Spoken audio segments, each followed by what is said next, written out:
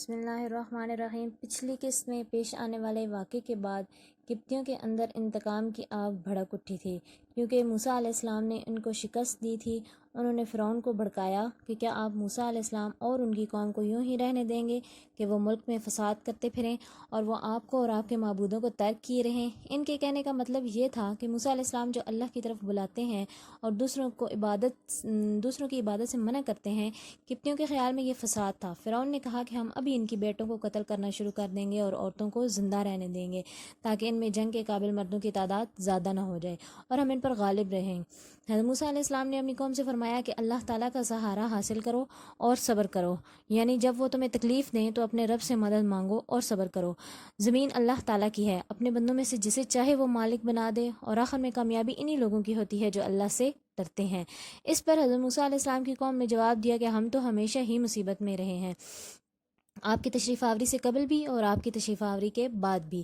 مطلب یہ کہ آپ کی تشریف آوری سے قبل بھی ہمارے بچے قتل کیے جاتے تھے اور اب بھی یہی حال ہے۔ تب حضرت موسیٰ علیہ السلام نے فرمایا کہ بہت جلد اللہ تمہارے دشمن کو ہلاک کر دے گا اور بجائے ان کے تم کو اس زمین کا خلیفہ بنا دے گا، پھر تمہارا طرز عمل دیکھے گا۔ فرعون بادشاہ تھا اور حامان اس کا وزیر۔ قارون بنی اسرائیل میں سے یعنی حضرت موسیٰ علیہ السلام کی قوم میں سے تھا، لیکن وہ فرعون اور اس کے درباریوں کا ہم مذہب تھا۔ اس کے پاس بہت زیادہ مال و دولت تھا۔ اس کا واقعہ انشاءاللہ آگے بیان کیا جائے گا۔ جب فرعون نے حضرت موسیٰ علیہ السلام اور ان کے ساتھیوں کو دردناک سزائیں دینے کا اعلان کیا تو فرعون کی قوم میں سے ایک مومن نے انہیں نصیحت کرنے کا حق ادا کر دیا۔ یہ شخص فرعون کا چچا زاد تھا۔ وہ اپنی قوم کے ڈر سے اپنے ایمان کو خفیہ رکھتا تھا۔ جب فرعون نے حضرت موسیٰ علیہ السلام کو شہید کرنے کا ارادہ کیا اور اپنے درباریوں سے اس بارے میں مشورہ کیا تو اس مومن کو خطرہ محسوس ہوا کہ کہیں حضرت موسیٰ علیہ السلام کو تکلیف نہ پہنچے۔ چنانچہ اس نے حکمت کا انداز اختیار کرتے ہوئے فرعون کے خلاف ایسے انداز میں بات کی جس میں ترغیب اور ترہیب دونوں پہلو موجود تھے۔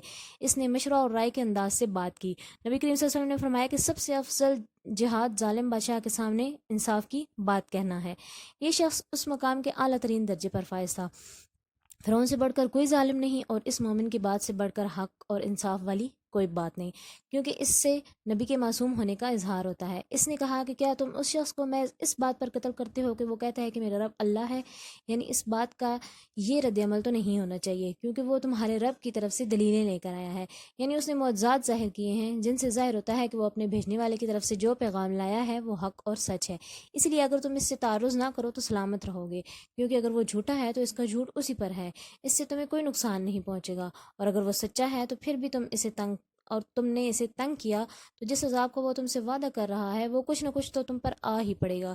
یعنی تمہارے لیے تو یہ بات بھی خوف کا باعث ہے کہ جس حساب سے وہ ڈراتا ہے اس کا معمولی سا حصہ بھی تم پر آ جائے، اور اگر وہ عذاب پورے کا پورا آ گیا تو تمہارا کیا بنے گا۔ اس موقع پر یہ کلام انتہائی دور اندیشی، احتیاط اور عقل مندی کا مظہر ہے۔ اس نے کہا کہ اے میری قوم کے لوگو، آج تو بادشاہت تمہاری ہے، اس زرزمین میں تم غالب ہو۔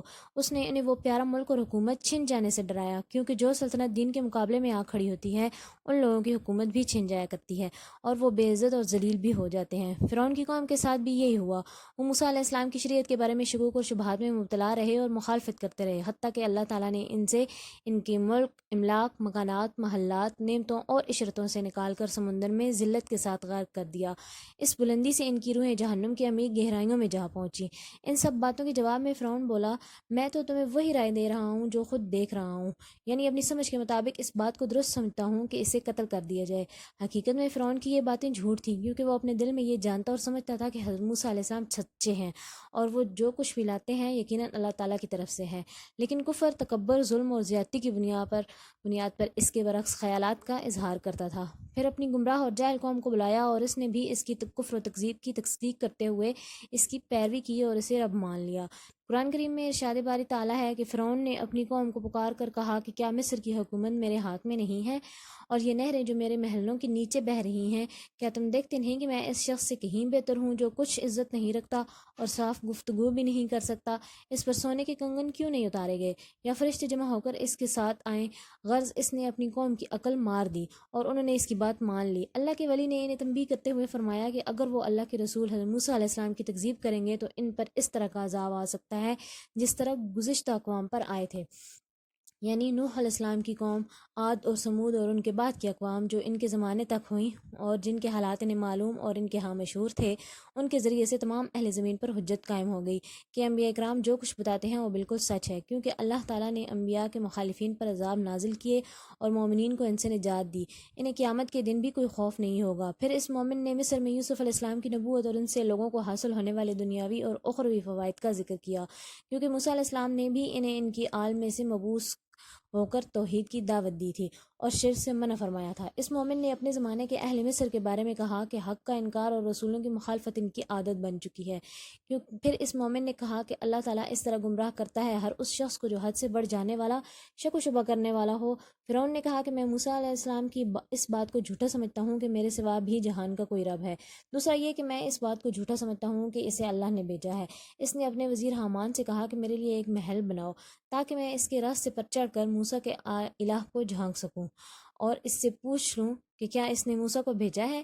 اس کلام سے فرعون کا اصل مقصد یہ تھا کہ وہ لوگوں کو موسیٰ علیہ السلام کی تصدیق سے روکے اور تکذیب پر آمادہ کرے۔ اللہ تعالیٰ فرماتے ہیں کہ اس طرح فرعون کی بدکاریاں اسے اچھی کر کے دکھائی گئیں اور اسے راہ سے روک دیا گیا اور فرعون کی ہیلہ سازی تباہ کن ثابت ہوئی، یعنی اسے اس کا مقصود ذرا بھی حاصل نہ ہو سکا، کیونکہ انسان کے لیے تو پہلے آسمان تک پہنچنا بھی کسی طرح ممکن نہیں، بعد میں آنے والے آسمانوں کا تو کیا ذکر، اور ان کے اوپر کی بلندیاں تو اللہ تعالیٰ کے سوا کوئی نہیں جانتا۔ مفسرین کہتے ہیں کہ یہ جو حامان نے محل بنوایا تھا وہ اتنا بلند تھا کہ اس سے پہلے اتنی بلند کوئی عمارت نہیں بنی تھی، وہ آگ میں پکی ہوئی اینٹوں سے بنا تھا۔ جادوگروں کا موسیٰ علیہ السلام پر ایمان لے آنا فرعون کی زبردست شکست کے مترادف تھا، لیکن اس کے باوجود وہ کفر اور سرکشی کی راہ پر گامزن رہا، چنانچہ اللہ تعالیٰ نے اپنی قدرت کی نشانیاں پے در پے عذابوں کی صورت میں ظاہر کرنا شروع کر دی۔ پہلے قحط واقعہ ہوا، پھر طوفان آ گیا، پھر ٹڈی دل اور جوئیں اور خون کا عذاب، یہ سب الگ نشانیاں تھیں۔ سب سے پہلے پانی کا طوفان آیا، پانی پورے علاقے میں پھیل گیا اور پھر وہیں رک گیا۔ اب وہ کاشتکاری بھی نہ کر سکتے تھے، نہ کوئی کام، حتیٰ کہ وہ سخت بھوک کا شکار ہو گئے۔ جب یہ عذاب ان کے لیے برداشت سے باہر ہو گیا تو کہنے لگے کہ اے موسیٰ، ہمارے لیے اپنے رب سے اس بات کی دعا کریں کہ جس نے آپ سے عہد کر رکھا ہے کہ اگر آپ اس عذاب کو ہم سے ٹال دیں تو ہم ضرور آپ کے کہنے سے ایمان لے آئیں گے، ہم بنی اسرائیل کو بھی رہا کر دیں گے اور آپ کے ہمراہ بھیج دیں گے۔ موسیٰ علیہ السلام نے دعا کی تو عذاب ختم تو ہو گیا، لیکن انہوں نے اپنا وعدہ پورا نہ کیا۔ تب اللہ تعالیٰ نے ان پر ٹڈی دل کا عذاب بھیج دیا جس نے تمام درختوں اور پودوں کو کھا لیا۔ ان لوگوں نے موسیٰ علیہ السلام سے دوبارہ وعدہ کیا کہ آپ کی دعا سے اگر عذاب ٹل گیا تو وہ ایمان لے آئیں گے۔ انہوں نے پھر وعدہ توڑ کر حضرت موسیٰ علیہ السلام کو حکم ہوا کہ ریت کے ایک بڑے ٹیلے پر عصا ماریں۔ انہوں نے عصا مارا تو وہاں سے جوئیں نکل آئیں جو گھروں میں داخل ہو گئیں اور لوگوں کے لیے کھانا پینا، سونا یا آرام کرنا دشوار ہو گیا۔ جب وہ جوئیں سے تنگ آ گئے تو موسیٰ علیہ السلام سے پہلے کی طرح درخواست کی اور ان کی دعا سے عذاب ختم ہو گیا، لیکن انہوں نے اپنا وعدہ پورا نہ کیا۔ تب اللہ تعالیٰ نے مینڈک بھیج دیے، گھروں میں کھانے پینے کی چیزوں میں اور برتنوں میں مینڈک ہی مینڈک نظر آنے لگے۔ کوئی شخص کپڑا اٹھاتا تو نیچے سے مینڈک نکل آتے، کھانے کے برتن کھولتے تو مینڈک پھدک کر اس میں جا پڑتے۔ جب وہ مینڈکوں سے تنگ آ گئے تو پھر وہی درخواست کی، حضرت موسیٰ علیہ السلام کی دعا سے عذاب ختم ہو گیا۔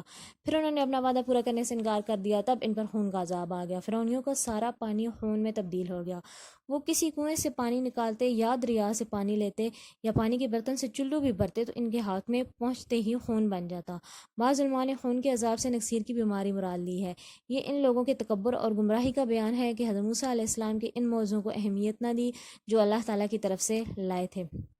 ان پر جب بھی موجزانہ آزمائش آتی تھی وہ وعدہ کرتے تھے کہ وہ اپنا رویہ تبدیل کر کے موسیٰ علیہ السلام پر ایمان لے آئیں گے اور بنی اسرائیل کو آزاد کر دیں گے، لیکن وہ عہد شکنی کرتے رہے اور پھر ان پر ہر بار پہلے سے بڑا عذاب آتا رہا۔ اللہ تعالیٰ نے انہیں بار بار مہلت دی لیکن وہ باز نہ آئے، آخرکار ان پر اللہ تعالیٰ کی گرفت آ گئی اور دوسروں کے لیے عبرت کی کہانی بن کر رہ گئے۔ ان پر اللہ تعالیٰ کا عذاب نازل ہوا اور شدید ترین انتقام لیا گیا، جس کی تفصیل اگلی قسط میں بیان کی جائے گی۔